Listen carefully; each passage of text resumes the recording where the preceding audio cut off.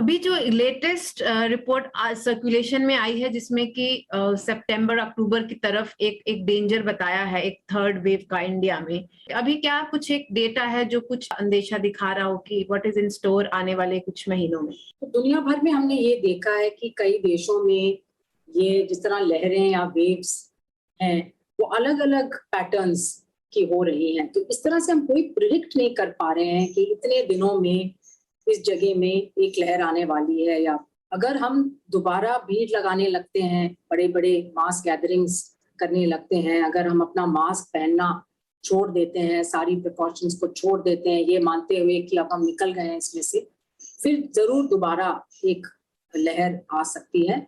और ये लहर शायद सारी भारत में नहीं होगी जिस तरह से दूसरी लहर हुई थी, क्योंकि कई पॉकेट्स में अब इम्यूनिटी बढ़ गई है लोगों की। परंतु कुछ कुछ क्षेत्रों में, कुछ राज्यों में ये लहरें आती जाती रह सकती हैं। तो एक तो हमें डेटा के ऊपर काफी नजर रखनी पड़ेगी कि टेस्ट कितनी हो रही हैं, टेस्ट पॉजिटिविटी रेट कितना है, उस जिले में कितने अस्पताल के बेड भर रहे हैं, क्या ये रेट्स घट रहे हैं या बढ़ रहे हैं। इन चीजों को देख के लोकल मतलब जिले लेवल पर जो है डिसीजंस अब लेनी पड़ेंगी। सिर्फ नेशनल लेवल पर डिसीजंस लेने से ये कंट्रोल में नहीं आएगा। दूसरा, हर इंसान को अपनी जो जिम्मेवारी है उसको याद रखना पड़ेगा। तो अगर ये दोनों चीजें होंगी तो ये जरूरी नहीं है कि तीसरा या चौथा लहर आएगा। एक बहुत बड़ा कंसर्न भारत और दूसरे देशों में भी बच्चों को लेकर है, और अभी कोई स्टैंडर्ड पॉलिसी नहीं, बहुत कम कंट्रीज है जहां पे अभी बच्चों को मिल रहा है, और स्कूल्स भी बंद हैं, पढ़ाई रुकी हुई है। तो इसमें एज WHO की तरफ से किस तरह का आउटलुक है बच्चों को लेकर? क्योंकि अगर खतरा तीसरी वेव में ये भी बताया है कि फिर बच्चों पे भी खतरा हो सकता है।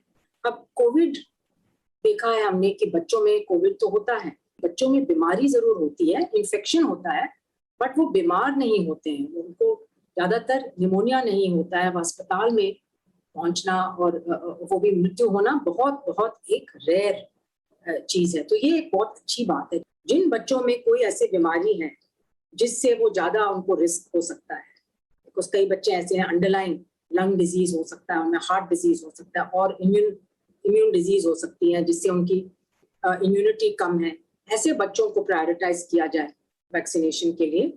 और जो मास वैक्सीनेशन बच्चों के लिए करना चाहिए या ना करना चाहिए, किस उम्र के ऊपर करना चाहिए, इन चीजों पे अभी भी चर्चा चल रही है, अभी भी साइंटिफिक डेटा आ रहा है और कोई ऐसे फाइनल कंक्लूजन नहीं है। वैक्सीनेशन को लेके दो जो शंकाएं लोगों के मन में है, एक तो ये कि जो नए नए वेरिएंट आ रहे हैं, क्या जो वैक्सीन अवेलेबल हैं क्या वो उतनी इफेक्टिव हैं? अब हम ये नहीं कह रहे हैं कि वैक्सीन 100% इफेक्टिव है और जो वैक्सीन ले लेंगे उनको कभी कुछ नहीं होगा। ये कोई भी चीज 100% इफेक्टिव नहीं होती, पर जो चांसेस हैं आपके, अगर इन्फेक्शन हो भी जाता है तो बीमार नहीं होने के चांसेस काफी घट जाते हैं। और बूस्टर डोज को लेके भी काफी बहस चल रही है। इजराइल में, यूएस में तो शायद सैंक्शन भी कर दिया है इन अ सर्टेन सेगमेंट। कि अभी ऐसा कोई डेटा नहीं है जो हमें बता रहा है कि बूस्टर्स की जरूरत पड़ रही है। हो सकता है पड़ेगी, और हो सकता है कि कुछ लोगों में, जैसे बुजुर्ग लोग हैं, उनमें देना पड़े, या और किसी ऐसे लोग में जिनमें इम्यूनिटी कम है। परंतु अभी ऐसा कोई डेटा नहीं है कि हर सबको बूस्टर लेना पड़ेगा। और दूसरी बात यह है कि अभी अगर हम विश्व में देखें कि हमारे पास वैक्सीन कितने हैं, हमारे पास वैक्सीन कम है। अभी बहुत बहुत लोग ऐसे हैं दुनिया में जिनको पहला डोज की कोर्स नहीं मिला है। तो पहले हमारी प्रायोरिटी ये होनी चाहिए, पहला काम ये होना चाहिए कि सबको पहला प्राइमरी कोर्स दें, पहले 2 वैक्सीन तो दिलवाएं, और उसके बाद अगर 1 साल बाद या 2 साल बाद बूस्टर की जरूरत पड़ेगी तो वो हमें साइंस बताएगा, वैज्ञानिक बताएंगे, वो स्टडीज जो चल रही हैं वो बताएंगी, तो उसके बेसिस पे हम कर सकते हैं। बट इस टाइम पे बड़ा ये प्रीमेच्योर है। और सेफ्टी की भी बात है, ये नहीं है कि आप तीसरा और चौथा डोज लेते जाएंगे तो अच्छा ही अच्छा है। ये भी हो सकता है कि साइड इफेक्ट्स भी बढ़ जाए, तो ये भी हमें गौर से देखना पड़ेगा। तो इन वजहों से हम कह रहे हैं, WHO कह रही है कि अभी बूस्टर्स देने की जरूरत नहीं है। कोविड पासपोर्ट को लेके एक बहस चल रही है कि जो अब लोगों ने आना जाना शुरू किया है, तो जिन लोगों को नहीं मिल पाई है वैक्सीन, या वो शायद दूसरे देश में मान नहीं रहे हैं।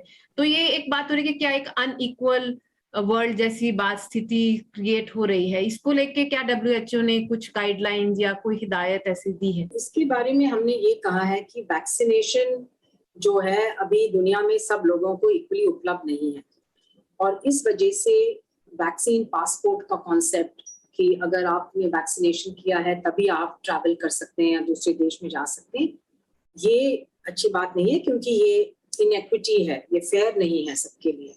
और दूसरा, हमने ये भी कहा है कि जितनी भी vaccine WHO emergency use list में आ गई हैं, उन सबको हर देश को मानना चाहिए, ताकि क्योंकि हम लोग क्वालिटी का अश्योरेंस दे रहे हैं, तो इसलिए कोई ऐसा कारण नहीं है जिससे कई देश ना माने। बट अभी भी ऐसा नहीं हो रहा है सब जगह, सारे WHO अप्रूव्ड वैक्सीन हर देश नहीं मान रही है,